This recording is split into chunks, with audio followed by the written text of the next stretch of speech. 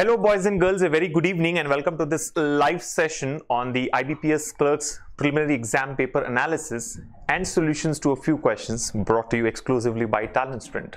Well, you know that the IBPS Clerk's prelims exam for the year 2017 has begun already and 8 shifts are over, 8 more to go on the coming weekend.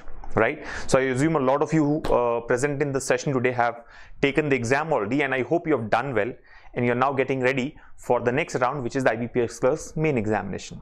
However, there will be equal number of students on the other side who are going to take this exam in the coming weekend, which is the 9th and 10th of December. So I wish you all the best for your preliminary examination, which is coming up, which is just around the corner, and I'm sure even you guys would do well.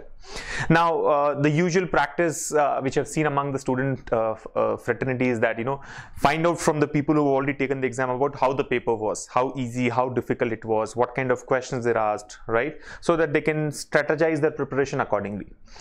Now, I totally do not, I do not agree with this totally. I don't really think you should be worried too much about the feedback that we get from these guys, because it doesn't really add value to your preparation, right? If anything, it only adds nervousness, right? It increases your nervousness. I mean, what would happen now if you look at the general feedback that we have got from people who have already finished their exam?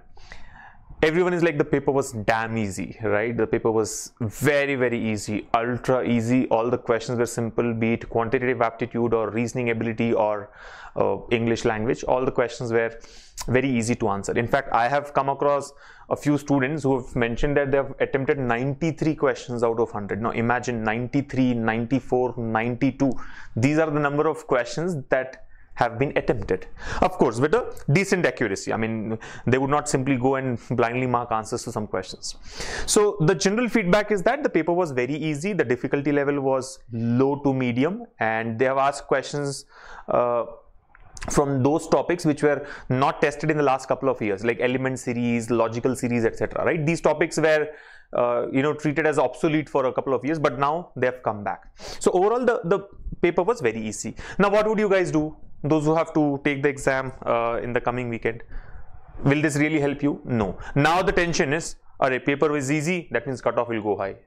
Yeah, cutoff is going to go high because a lot of students have done really well and they have answered a lot of questions. So obviously the cutoff is going to go high, right? And it usually happens. I mean, a smart person or a person who is really prepared well for any exam would hope that the paper is difficult, because that tells you the readiness of the candidate. I mean, only when the paper is difficult, the results would be appropriate, I would say. I mean, now what happens? Many I'm not trying to show you guys down in any way. I mean, I'm sure all of you have done well, but the point is, see, how is it going to help you? Not really. Okay, so I always believe that you should not be worried too much about this analysis, and that is one reason why we do not really focus on discussing the paper immediately. However, there has been a lot of demand from a lot of our students and other students that we should be discussing or analyzing the paper. So we have come up with this session. I have I'm really short on time today, because we have another session coming up at 6 o'clock, which is only for TalentSprint students, right? This is going to be on English language. Of course, I will not take that. Our colleague Sylvia would do that session, and this session will help them prepare for the upcoming exams, right? So I'll have to wind this up really quick in about 30-35 minutes of time. So let me quickly run through the paper. I have got a copy in my hand of the IBPS Clerk's 2017 prelims exam paper, right? Now you might be wondering, how did I get it? Well, so-called based on memory, right? So I'll quickly run through this paper, and if time permits, we will take up a few questions from aptitude and reasoning, quantitative aptitude and reasoning, because English is not my forte. I'll not be able to give you the best of techniques to solve these questions here, right? So without wasting a moment, let me quickly take you through the paper, right? I'll just read out the topic and the difficulty level of that particular topic which has been tested here. So I'm starting with reasoning ability. The first 35 questions, like you all know, were from reasoning, right? So 1 to 5 here is a floor based puzzle. Now you know that floor based puzzles have become very, very common and in the recent exams. So this is a floor based puzzle, 8 persons to be arranged on 8 floors. That is it. There is no other parameter associated. So a simple floor based puzzle, and I think this should not take more than 2 minutes for you to complete, right? So 2 minutes and you can back 5 marks. If possible, we will take this up, right? So first 5 questions on floor-based puzzle. 6 to 8 are syllogisms. All are 4 statements or 3 statements and 2 conclusions. 3 statements and 2 conclusions. Very easy. Nothing on reverse syllogism as such, right? And simple conclusions. Then question numbers 9 to 13. The next 5 marks question is also on a linear arrangement. Here we have 8 persons, A, B, C, D, P, Q, R, S, who are seated in a straight line. Some are facing south, others are facing north. So a little complex in terms of the direction that they're facing, right? A mixed arrangement basically. Some face south, others are facing north. So this looks to be one level above the general easy linear arrangement based question, right? 14 to 16, right? So 3 questions on coded inequalities. Now, like I've always mentioned, by far, coded inequalities is the easiest topic in reasoning ability. I mean, hands down, you can solve 5 questions in coded inequalities in about 1 minute maximum, all the 5 questions.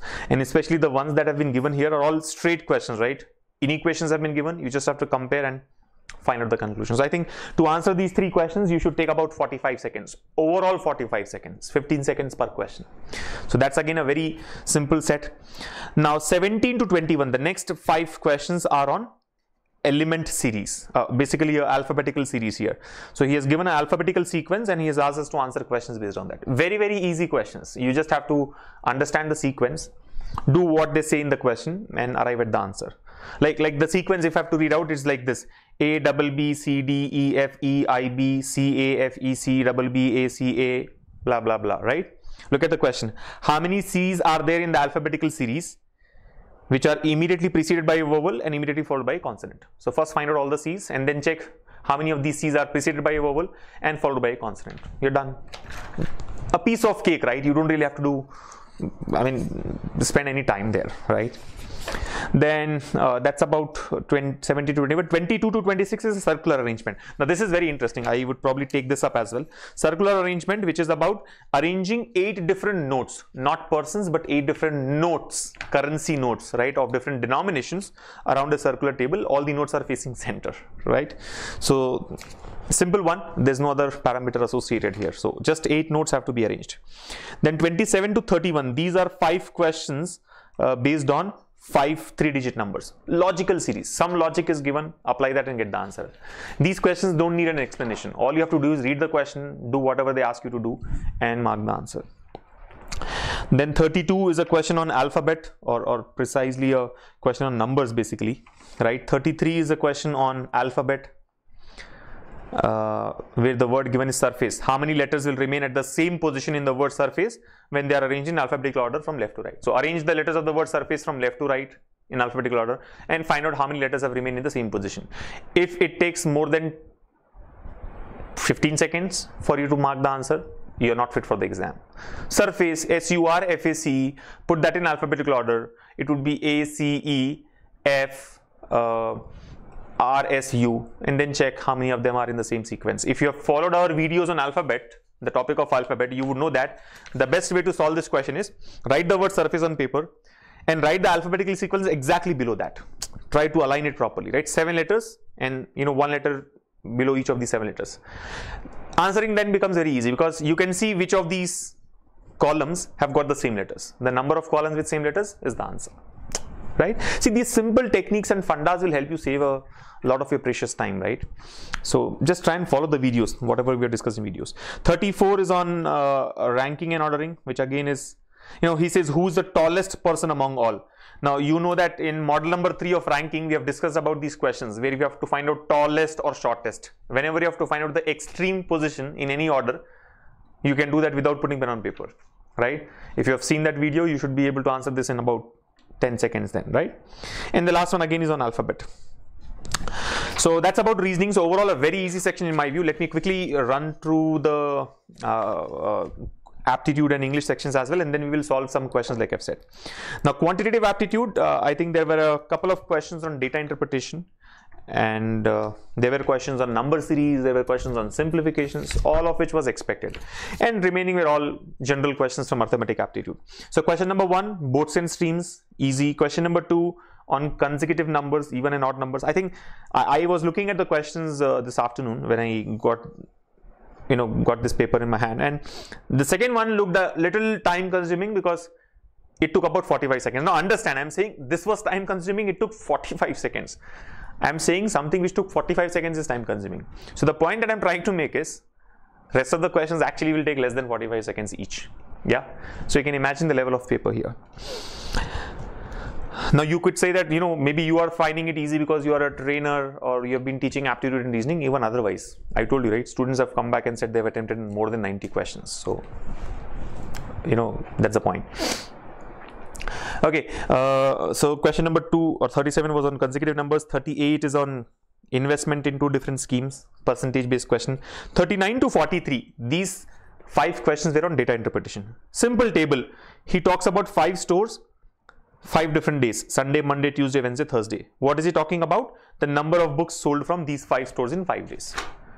Very easy. Numbers have been given, 5 stores and 5 days. 25 values have been given. What are each of these values representing here? Number of books sold by the store on that particular day, right? And then you have 5 questions. Read the question. The questions are either based on percentages or ratios or averages, right? Like for example, one of the questions here is, what is the average number of books sold from store B on Sunday, C on Tuesday, E on Thursday? Pick up these 3 values. B on Sunday is 89, C on Tuesday is 82, so 89 and 82 is 171, and then E on Thursday is 84, 171 and 84, so that's like 175 plus 80, which is 255. No, 255 divided by 3, that will give you the answer. Yeah, I mean, questions as simple as that. Then other percentage based questions. Then the questions 44 to 48 are on number series. Luckily, these are questions based on missing numbers. Usually there are 2 types of questions, right? Number series has got 2 types of questions: missing numbers and wrong numbers. Missing numbers is relatively easier. So questions on missing numbers, ages, average, profit and loss, mensuration, salary based question. Then 54 to 68, look at this, 54 to 68, so 8 plus 7, total 15 questions on simplifications. And let me tell you, each of these questions on simplifications would take about 30 seconds and not more than that. 15 questions were on simplifications, very easy ones, like question mark plus 7 squared equals to 7 into 4 plus 43 into 5. And the last 2 questions were on time and work and allegations and mixtures. And then comes English language. I think 71 to 75 is a reading comprehension, a really big passage, 1 full page of a passage here. In fact, 1.5 page, almost 1.5 page. You know what? Easiest question to solve in English language. Why? We will not solve it. 71 to 75, skip and go to the next one. Who's going to read this 1.5 page passage and then answer the questions? No. So it's not just about answering the questions, it's about choosing your questions wisely. More than which ones to solve, you should know which ones not to solve. So 71 to 75 done in about 5 seconds. What are we doing? We are ducking those questions. I mean, we are not going to attempt those questions. 76, 77, 78, 79, 80 are all fill in the blanks. Yeah.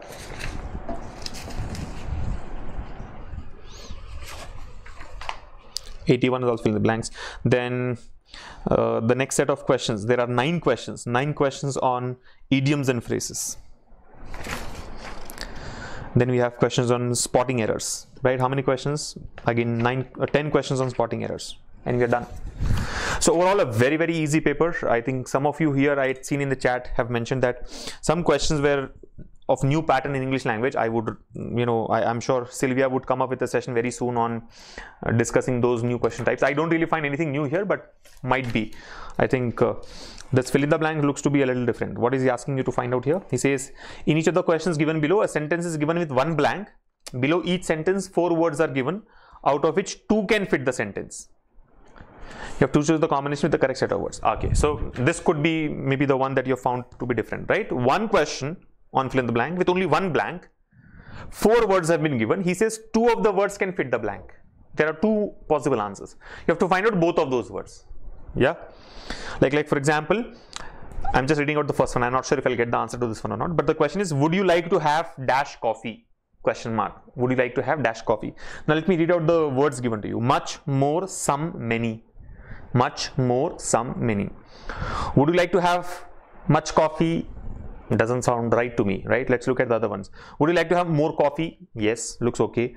Would you like to have some coffee? Yes, looks definitely okay. Would you like to have many coffee? No. So I think B and C, more and some, both fit the blank.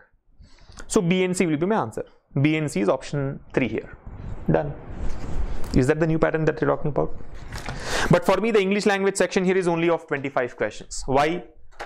71 to 75 on reading comprehension, I will not solve. Yeah. Okay, so let's quickly jump to solving a few questions. I definitely want to solve a couple of arrangements here very quickly. So I'm presenting the first set of questions from the IBPS Clerks 2017 paper based on memory. All right. Let me throw this to all of you. You have about 2 to 3 minutes to try this. Your clock starts now. What is he talking about? There are 8 persons, namely S, T, U, V, W, X, Y, and Z, living on 8 different floors from 1 to 8. So a floor-based puzzle, a typical floor-based puzzle, right? 8 persons, S, T, U, V, W, X, Y, and Z, 8 different floors, 1 to 8. Ground floor is number 1 and top floor is number 8, but not necessarily in the same order, right? I'm sure this is not referring to the floor numbers here. It is about the persons. The persons are not necessarily in the same order. Ground floor is number 1 and top floor is number 8. And here comes the data. X lives on odd numbered floor but does not live on 3rd floor. Z lives immediately below X. More than 2 persons live between Z and Y. 6 persons live between S and Y. V lives immediately above W but live below T. U does not live above X. W does not live above Y. 2 to 3 minutes, I'm sure you should be able to crack it. Let's see how many of you get the answer. Pooja, Manchanda and others have asked me about the expected cutoff. Let me tell you guys, honestly, I do not know much about the expected cutoff. I do not even want to predict it. We will get to know whenever we get to know, right? All I would say is, if you're done with your exam, focus on the main exam preparation, irrespective of how you have performed. And if you have not done with your exam, relax. You just have 2-3 days to go. So try to keep yourselves calm and composed, right? Don't panic. Waiting for your response to this one. All you have to do is, do the arrangement. Once you're done with the arrangement, then you can answer the questions very easily. So let's see how many of you get it right.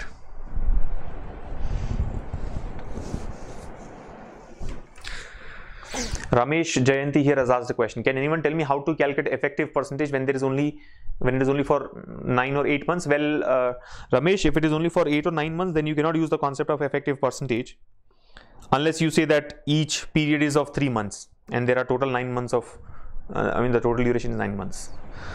Unless in that case, you cannot apply effective percentage. For part of a year, there is a different formula to be used. I think we have discussed that in model number 5 of simple and compound interest video of TalentSprint. You can just watch that video to learn that. Okay, done?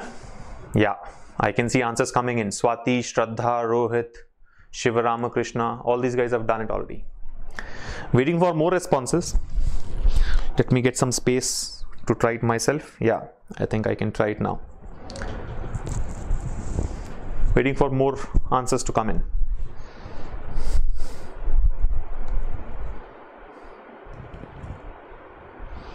Yeah, so you can see that there are 5 questions. Who lives on floor number 5? How many persons live between W and X? Who lives immediately above V? 4 of the 5 are alike in a certain way and stuff like that. Who lives on 2nd floor? So questions can be answered very easily. All you have to do is the arrangement. Do the arrangement properly.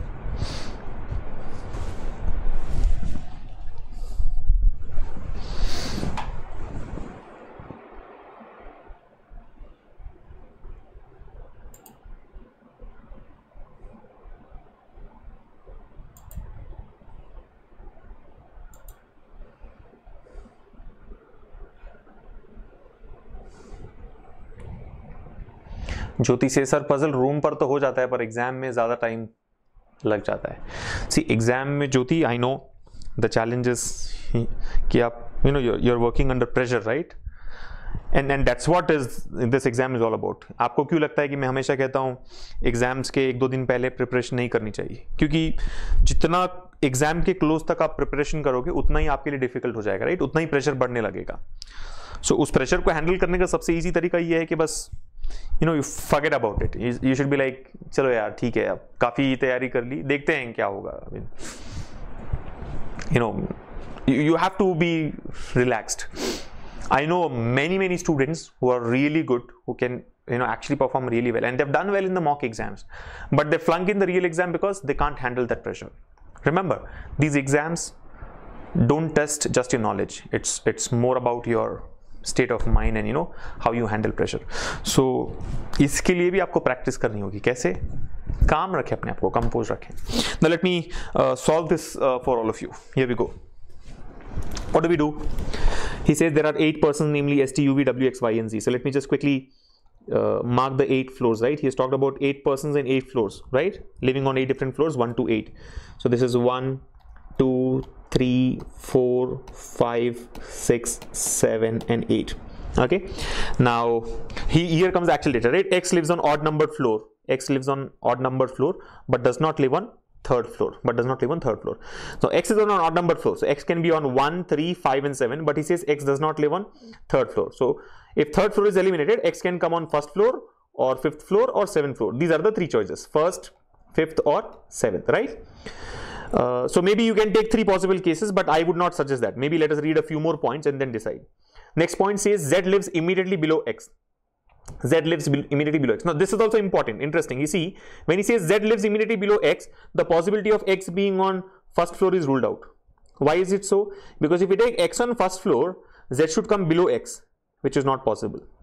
So now I am sure that X either lives on 5th floor or on 7th floor. There are only 2 choices. First and third are ruled out, right? Either 5th floor or 7th floor. So we can maybe start with that, right? Let's take those 2 cases. In case 1, I would take X on 7th floor. In case 2, let's take X on 5th floor. Now Z lives immediately below X. So Z comes on 6th floor. Here Z comes on 4th floor. Next point, more than 2 persons live between Z and Y.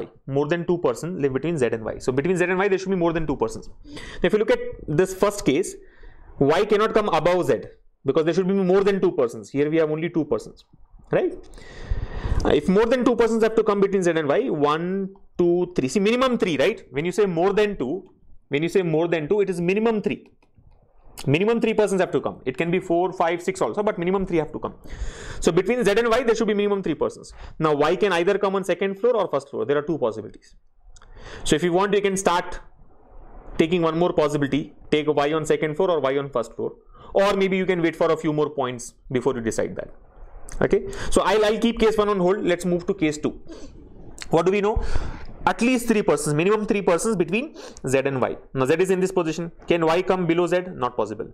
Now minimum 3 persons, 1, 2, 3. So definitely Y has to come here. There is no other choice. Minimum 2 persons have to come, right? Or more than 2 persons have to come. Sorry, minimum 3. More than 2 persons. So if Z is here, then Y definitely has to come on 8th floor. There is no other choice. With respect to case 1, there are 2 possibilities. 2nd floor or 1st floor. Then 6 persons live between S and Y. Now this is important. 6 persons live between S and Y. 6 persons live between S and Y. See, in an arrangement where there are total 8 persons, when you say 6 persons live between any 2, those 2 have to be the extreme positions. Yes or no?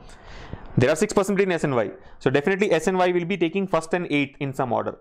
The 6 persons in between S and Y will be 2, 3, 4, 5, 6, 7. These are the 6 persons. Now I know that Y cannot come on top here. So it has to be S and Y has to come here. Now it's clear that Y comes on 1st floor. Similarly in case 2, since Y is already taken 8th floor, S has to come on 1st floor. So there are 6 persons between S and Y. 1, 2, 3, 4, 5, 6. 1, 2, 3, 4, 5, 6. V lives immediately above W but lives below T. V lives immediately above W but below T. So V lives above W and immediately above W. So V is immediately above W. But below T, V has to come below T. Right? V has to come below T. So T is somewhere above V. Right? But V lives immediately above W. Now you see, if you look at case 1, V lives immediately above W, there are multiple possibilities, right? I mean, you can say W here and V here, or W on 3rd floor, V on 4th floor.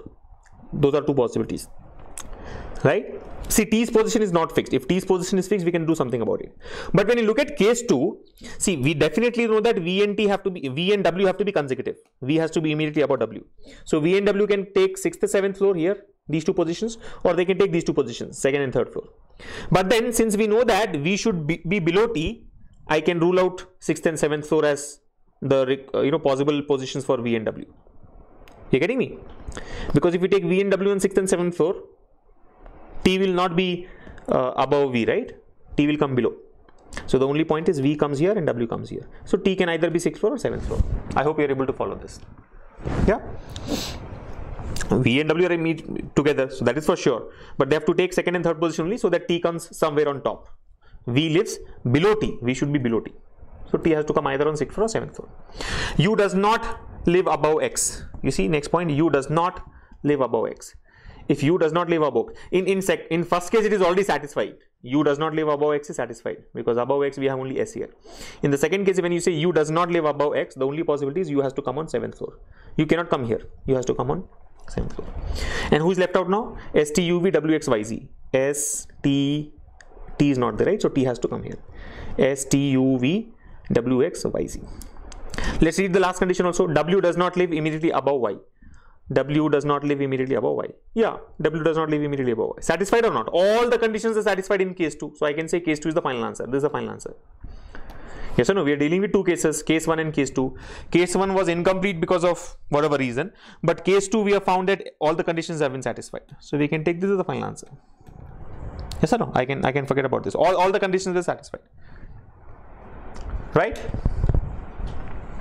And now we can answer the questions very easily. So let's not spend time in answering the questions there, right? I mean, 5 questions, you just have to, look at the arrangement that you've done and mark the answer. So the point is, when you found that one case is correct and it satisfied all the conditions, you don't really waste your time in checking the other one. I mean, you'll find somewhere or the other that it is incorrect, right? W does not live immediately above Y, he said. So W has to come on 3rd floor or 4th floor. Those are the only 2 choices. You can check it very easy. Okay, so I'm not showing the questions here, the 5 questions here. You can answer the questions easily. Let's look at the circular arrangement that we talked about, right? Let's look at the circular arrangement that we've talked about. Or hold on, I think I have to go back to this particular question because one statement said, just a second. I think I did not verify all the conditions. Hold on, sorry about this. Yeah, one condition which is given here says, okay, maybe I'm in too hurry, and this is what happens in the exam also. One condition said U does not live above X. U does not live above X. But here we have found that U has come above X. So I think case 2 will come out to be wrong. So let's try case 1 now. So what are the conditions? See, V and W have to be together. You're able to follow. Why is case 2 wrong? Because U does not live above X. U does not live above X. Look at case 1 now. What do we know? V lives immediately above W. Right? V lives immediately above W. W does not live immediately above Y. See, since W does not live immediately above Y, W cannot come on 2nd floor. So W has to come on 3rd floor. V comes here.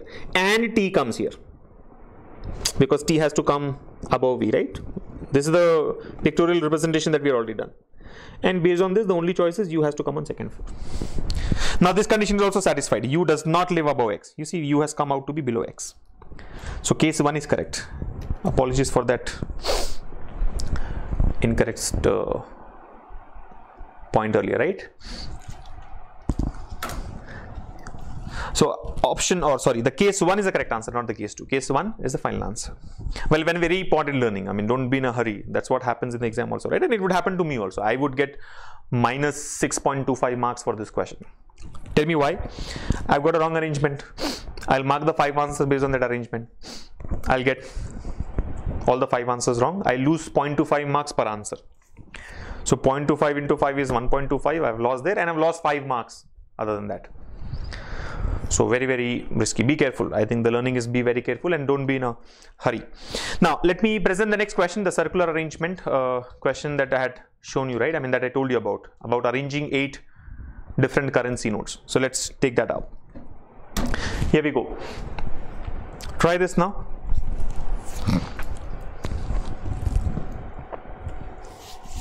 So what does he say now? There are 8 notes of different denominations: 1, 5, 20, 50, 100, 200, 500 and 2000 rupees, which are arranged in a circular arrangement facing towards the center, not necessarily in the same order, right? Not necessarily in the same order. 50 rupees note is arranged second to the right of 200 rupee note. Odd denominations were not odd denominations note will not be immediate neighbors of 250 rupees note, and so on. So I think 8 notes of different denominations, 8 positions around a circular table. All the notes are facing center. What is the significance of notes facing center here? When a person or when an object is facing center, left of that object should be taken towards R left, and right of the object should be taken towards R right. Sorry, left of the object should be taken towards R left, meaning in the clockwise direction. Right should be taken towards R right, meaning in the anti-clockwise direction. Yeah.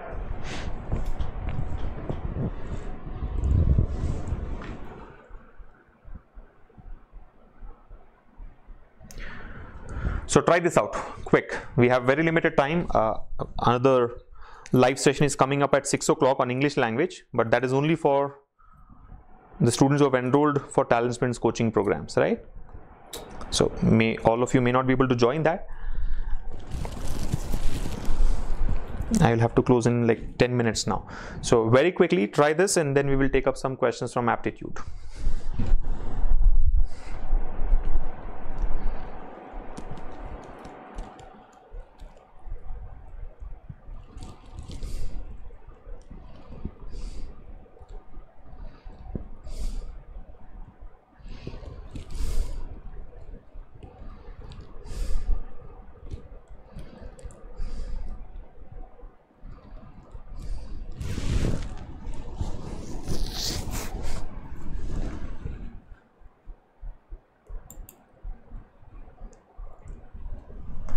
Done.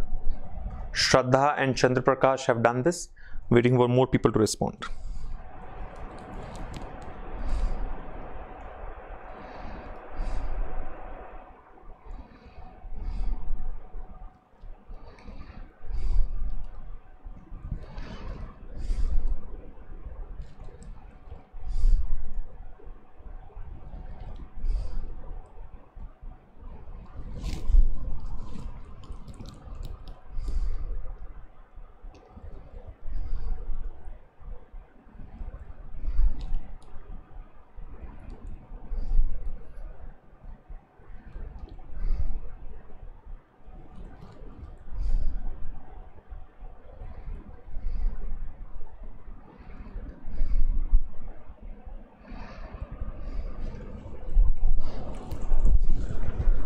Srivastava has also done it.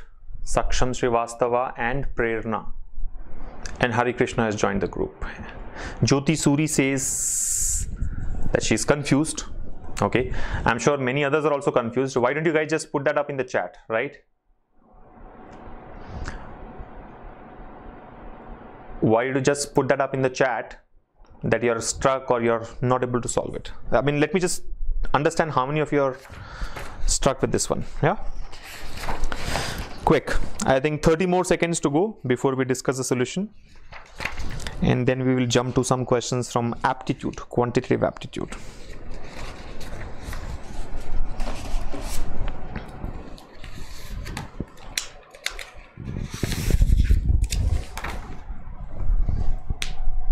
How many of you are stuck? Abhishek says even your mistakes are helpful to me in some way or the other.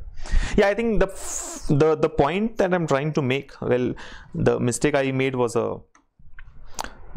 genuinely a mistake. I got the wrong solution there initially, but the point is I don't have any better ways of solving the question. I mean, whatever I know, I'm doing it, and I'm doing it live. So it happens. This is what happens, and this is what you have to take care of, right? Why do we say you have to take practice tests before the exam? Why do you have to take mock tests before the exam? So that you learn from your mistakes, right? One very important learning that I have now, of course, I'm not that serious about it because I'm not appearing for the exams, but the learning is, you should not be in a hurry. You should be quick, but don't goof up like this in a hurry, right? Okay, and as expected, many of you are confused here. Soumya, Preeti, Jenny, right, and others. So let's discuss the solution very quickly, and jump onto the other section. So presenting the question now, here it is. Of course, you can also see the first question here. Which rupee note will be arranged to the immediate left of 50 rupees note? These kind of easy questions would be asked. The arrangement is important. So here we go. Study the following information carefully and answer the questions given below. So there are 8 notes of different denominations, 1, 5, 20, 50, 100, 200, 500, 2000 rupees, which are arranged in a circular arrangement facing towards the center. Facing towards the center is important. Remember, when a person or an object is facing center, the left of that object is to be taken in clockwise direction, right? And the right of the object has to be taken in the anti-clockwise direction. This should be in the anti-clockwise direction. And vice versa for outward facing objects or arrangement, right? When the person is facing outwards, left should be anti-clockwise, right has to be clockwise. Okay, I'm sure you know this details. Now, what's the point? So they are facing the center and not necessarily in the same order. So basically 8 different notes have to be arranged on in a circular fashion, all facing center. So let me draw a circular table here. I may get more than one possibility. Let me just start with the first one. 1, 2, 3, 4, 5, 6, 7 and 8. All of them are facing center. Left is clockwise, right is anti-clockwise. The first point, 50 rupee note is arranged second to the right of 200 rupee note. Straight. 50 is second to the right of 200. Let me start with this point. Let's assume this is 200. See, the best part of doing a circular arrangement is you can start from wherever you want. Any position can be considered as the first one, right? So 200 rupee note is here. He says 50 rupee note is arranged second to the right of 200. 50 is second to the right of 200. Now right of 200 is anti-clockwise. First and second, 50 comes here, right?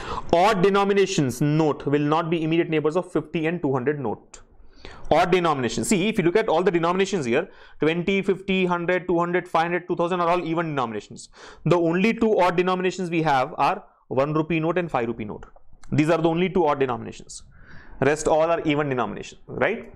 So the 1 rupee and 5 rupee note, odd denominations here are 1 rupee and 5 rupee notes, will not be the immediate neighbors of 250. 250. So basically these 2 positions and this one, these 3 positions cannot take up 1 rupee and 5 rupee notes. You understand? 1 and 5 cannot come here. 1 and 5 cannot come here. 1 and 5 cannot come here. Because they are not the immediate neighbors of 50 and 200. That is the point. So these 3 positions are ruled out. So 1 and 5 will be coming in 2 of these 3 positions, right? Next, there will be less than 100 rupee denomination note to the immediate left and immediate right of 100 rupee note except 1 rupee note. So basically he's talking about the 100 rupee note. He says there will be less than 100 rupee denomination. See, what are lesser than 100 rupee denominations? 1, 5, 20 and 50.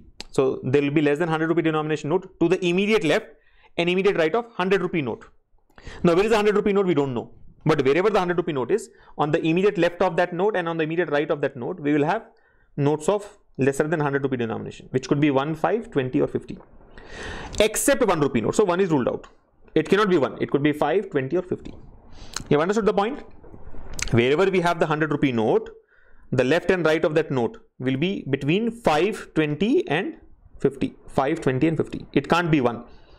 It can't be 1. It should be less than 100 but not 1. So 5, 20 or 50. This point is not useful immediately because 100 has not been placed first. Once you fix the position of 100, then you can maybe try it out. Look at the next point. So we'll go to the next point. 100 rupee note is second to the left of 5 rupee note. 100 rupee note is second to the left of 5 rupee note. Now, where is the 5 rupee note? There are 3 possibilities for 5 rupee note. 5 rupee note can come here or here or here. Do you want to take 3 possibilities? No.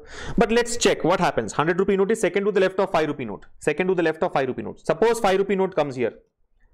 100 rupee note will come here. Second to the left, right? First and second. In case the 5 rupee note comes here, where will the 100 rupee note come? First and second. 100 rupee note will come here. You understand? Second to the left. But if the 5 rupee note comes here in this position, where should be the 100 rupee note coming? Second to the left, first and second. Can it come in this position? No, 100 cannot come here because 50 is already taken this position. So if 100 cannot come here, 5 cannot come here. You understand? If 5 comes here, 100 has to come here, but this is already blocked. So now there are only 2 possibilities for 5 rupee note, either this one or this one. Accordingly, you get 2 possibilities for 100 rupee note. If 5 is here, 100 would be here. If 5 is here, 100 would be here. Now maybe you, at this point you may want to take the second possibility, 2 diagrams and try out both the possibilities. But let's check the next point and see if that is helpful. 2000 rupee note is second to the left of 100 rupee note. You are able to follow. If I have to really do it in the same arrangement, what I can do is, we have discussed this in our doubts clarification sessions as well. I mean, when we solve questions on reasoning and especially questions on arrangements. See, there are two possibilities of 5 rupee. Let's say 5 rupee note comes here. Where will the 100 rupee note come? 1 and 2, 100 rupee note will come here. What is the other possibility? 5 rupee note comes here. Let's say it is 5 dash, because there's the other possibility. Where will the 100 rupee note come in? It will come here, 100 dash. So if 5 is 5, then 100 is 100. If 5 is 5 dash, then 100 is 100 dash. These are the only two possibilities. Now read the next point. He says 2000 rupee note is second to the left of 100 rupee note. 2000 is second to the left of 100. Second to the left of 100. See, if you take 100, second to the left of 100 is 1 and 2. Second. 2000 has to come here. Can 2000 come here? No, because 50 is already occupied this place. 2000 rupee note is second to the left of 100. First and second. Second to the left of 100 is this position, which is already blocked by 50. So 2000 cannot come here, which means 100 cannot come here, which means 5 cannot come here, because 500, 2000 all are in one group. 5 dash, 100 dash and 2000 dash are in the other group. See, 2000 dash. Second to the left of 100, right? 100, first and second. Second to the left of 100. So this is the 5 rupee note, 100 rupee note and 2000 rupee note. The other one is wrong. Yeah. So done. We have marked these two. Now we know that, I mean just to make the understanding clear, let me just erase all these unnecessary points.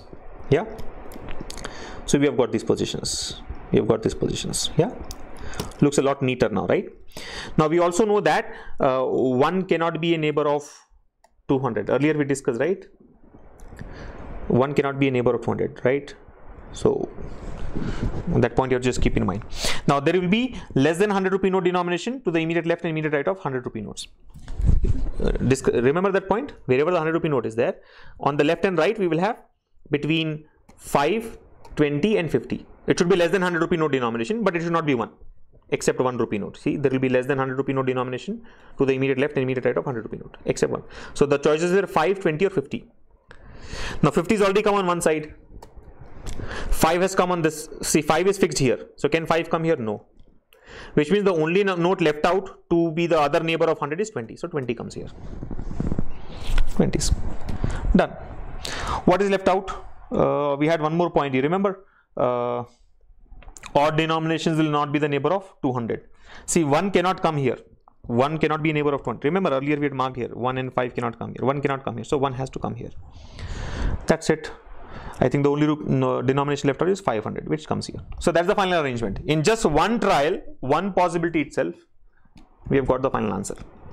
I mean, maybe some of you have taken 2 cases, case 1, case 2 and all that, but not really required. If you try to do it smartly, that's not required. That's the final arrangement. Starting from 200, going in the clockwise direction, we have 200, 500, 1, 5, 20, 100, 50, 2000. Yeah. Now answer the questions. The first one here. Which rupee note will be arranged to the immediate left of 50 rupee note? Immediate left of 50. Immediate left of 50 is 2000. That's the answer. Answering the questions is like, you know, having a piece of cake, right? Very, very easy to do.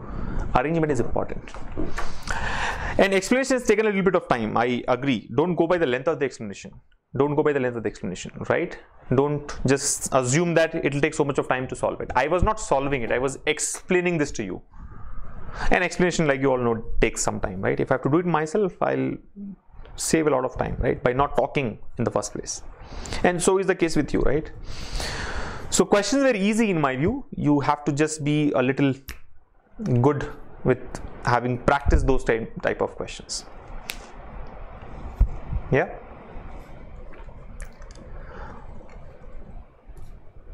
I hope you have understood this. Shall I go for the next one quickly?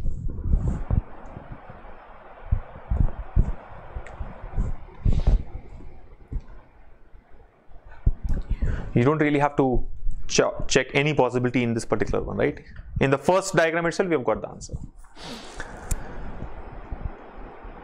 Should we go for the next one?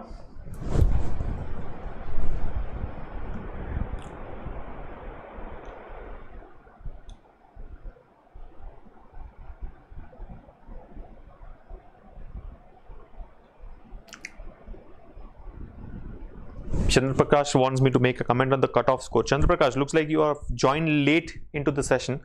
I have already discussed about the cutoff score in the earlier part of the session. So why don't you just watch this video once it gets added to your account. By the way, all those who have joined late, and even otherwise, if you want to watch more such videos and attend live sessions, don't forget to subscribe to our channel, right? You just subscribe to our channel and you get to see a lot of such videos and live sessions that we do, and get ready for your bank and SSC exam, right? So subscribe to our channel to get all this for free. Now, I guess I have just about 5 minutes left, so not even 5 minutes, in fact, less than that. So let me take a couple of questions from aptitude and discuss the solutions with you.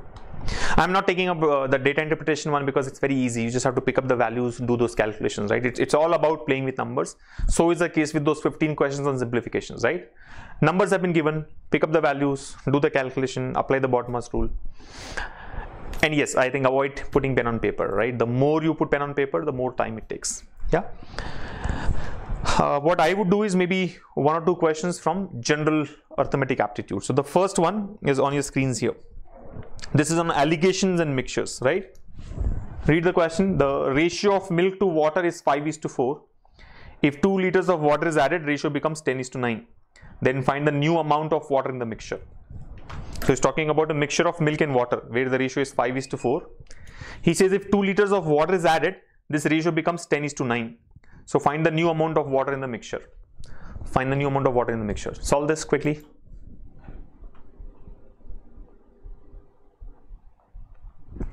Raghavendra Reddy says my exam is on the 9th first shift. Can I expect same pattern?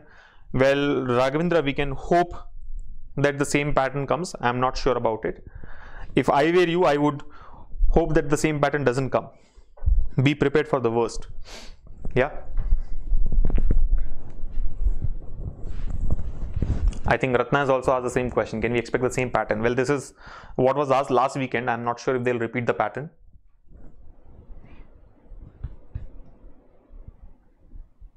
$18 is the answer. Yes. Hari Krishna and Raghavendra Reddy have got 18.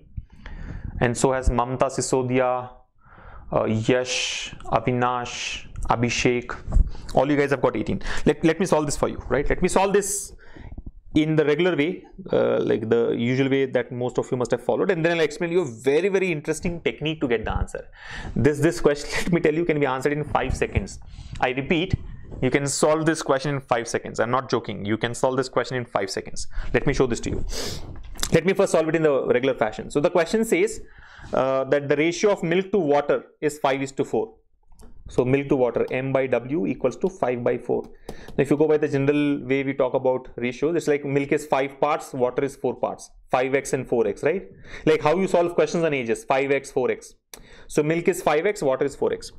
If 2 liters of water is added, ratio becomes 10:9, which means if one person's age increases by 2 years, after 2 years, water's age, after 2 years of water's age, or when you take water, increase water's age by 2 years, the ratio of milk to water will become 10:9. Remember, only water's age is being increased. I'm just trying to convert this to ages problem so that you can follow it easily, right? It's not allegations and mixtures. It's like ages. Initial ratio, the current ratio is 5:4. After 2 years of increment in the water's age, the ratio becomes 10:9. So it's like this, no? M dash by W dash equals to 10/9. Some other ratio is 10/9, but M dash is actually same as M. W dash is +2.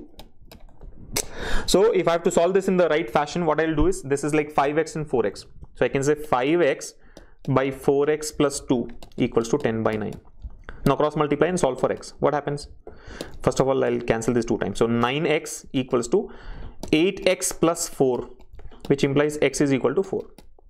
X comes out to be 4. X is 4. What is he asking us to find out? Find the new amount of water in the mixture. New amount of water. What is the new amount of water? 4x plus 2. Yes or no? W dash is the new amount, right? New amount of water is 4x plus 2. X is 4. What is 4x plus 2? W dash is 4x plus 2. So 4 into 4 plus 2. 4 into 4. 4x plus 2. 16 plus 2, 18. That's the answer. Yes. Right answer. Wrong solution. Waste of time in my view. See, the technique I'm going to explain is a interesting one, really interesting one, but may not be applicable always. Only in certain question types. And this one is one of those questions.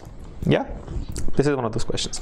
Simple understanding. 5 seconds when I said is actually too much, right? You don't even need 5 seconds for this. The simple understanding that all of us must have is, find the new amount of water in the mixture according to the ratio after adding water 2 liters of water, the ratio becomes 10:9. Milk is to water is 10:9. Remember, water is a multiple of 9. Water is 9 parts. 9x, right? 9x. Water is 9 times something. Milk is 10 times something. Water is 9 times something. It's a multiple of 9. It's a multiple of 9. It's a multiple of 9. Water, the new quantity of water should be a multiple of 9. Look at the options. 14, not a multiple of 9. 16, not a multiple of 9. 20, not a multiple of 9. 22, not a multiple of 9. 18 has to be the answer. No? Yes? Yes. 18 is the answer to this question. Well, you may ask me a question now. How do you, what if there are more options which are multiples of 9? Agree. There could be more options which are multiples of 9. What do you do in that situation? Well, you can always follow this solution. See, even this solution is not complex. This would take about 15 seconds, right? You don't have to write all the equations. You can cut down the number of steps and get the answer really quick. But suppose more options are multiples of 9. 27 liters, 36 liters, 18 liters, 9 liters, 45 liters. Then what do you do? Then what should I do? Yeah? Then what should I do? If more options are multiple of 9, then what should I do? Let me explain that to you. Interesting. Smart method. Smart method. Look at this. He says milk is to water is equal to 5:4 initially. Understand, only 2 liters of water has been added. We have not changed the quantity of milk. We have only changed the quantity of water. The ratio becomes 10:9. The ratio becomes 10:9. Ideally, this is milk is to water plus 2, which is 10:9. You're getting it? If I write initial quantity of milk is M, initial quantity of water is W, ratio is 5:4. New quantity of milk is still M. Did I change milk? No. Did we change the quantity of water? Yes. By how much? By 2 liters. Increase by 2 liters. So W plus 2. So M is to W plus 2 is 10:9. Now look at the smart technique. Can I write this 5:4 as 10:8? Yes. Can I write 5:4 as 10:8? Yes. Observe M. The advantage is 10 remains 10. Initially water was 8 parts. Now water is 9 parts. Right? And understand, milk was same. That's the reason I have changed 5:4 to 10:8. See, we can change 5:4 to 15:12 also. Or 50:40 also. Or 25:20 also. All these are 5:4 only. 5:4, 5:4, 5:4, 5:4. But which is the one that works in our case? 10:8, because in the other ratio, the quantity of milk is 10 parts. I want the parts for milk to be equal in both the cases because milk's quantity is same. 10 parts, 10 parts. 10 parts and 10 parts. Which means water has increased by how many parts? 1 part. This was 8x, this is 9x. Increased by how much? X. The difference is x. But I know that 2 liters of water has been added. So x is equal to 2. See, don't compare with this x. See, here the meaning of x was different. Here the meaning of x is different, right? So don't misunderstand that why x is 4 here and x is 2 here. The point I'm trying to make is, earlier what was the 8 parts? X is just a variable. I can say 8 parts is 8p and 9p. Difference is 1p. Earlier water was 8 parts. Now the water is 9 parts. Difference is only 1 part. And I know that this difference 1 part is because of these 2 liters of water. So I can say 1 part is equal to 2 liters. What is he asking us to find out? Find the new amount of water in the mixture. How much is the new amount of water? 9 parts. New amount of water is 9. Remember, 9 parts, 9p. 9p is equal to what? If p is equal to 2, 9p is 18. If 1 unit here is 2 liters, 9 units will be 18 liters. That's the understanding. I hope all of you understood this. 1 part was 2 liters. See, that has been possible only because the quantity of milk was same. And we could make it same in the ratio. We could make it same in the ratio, right? 5:4 was made 10:8. The other ratio was 10:9, 10 and 10. And time up, right? I have to close it now because the next session is just coming up for all the TalentSprint students on English language. I'm sure Sylvia is waiting to start. So the point is, yes, even if there were multiple options, which are all multiples of 9, I could still solve it in a much smarter way without having to follow the regular solution. Yeah. Is it new? Not really new if you have watched our videos. Yeah. So all I would say is go watch TalentSprint videos and learn all these smart methods. Well, some of you may feel that we are not really so relaxed in the exam to get these ideas, but then you have to get the right idea at the right time, right? If the right point doesn't cross your mind at the right time, then what's the use? So don't depend too much on shortcut formulae. Techniques and the concepts have to be very strong. All right, so thank you once again, guys, for joining us in this session. I hope all of you have had a great time. I would like to close the session by saying that don't depend too much on these papers, right? I mean, don't get too carried away by the analysis. Whether the paper is too easy or too difficult, just don't get carried by that analysis. It's a different game altogether, right? I mean, next Saturday is going to be different, and then the slots coming up on Sunday are going to be different. So just go give your best shot, try to keep yourselves calm and composed, and I'm sure you will do well in the examination. We'll meet again with more such sessions, live sessions and videos for your preparation, but you better subscribe to our channel to get notified about all these things. Okay, thank you once again for joining us. See you in the next session, which is falling immediately at 6 p.m. if you have enrolled for our program, TalentSprint online program. Thank you once again. Keep practicing and take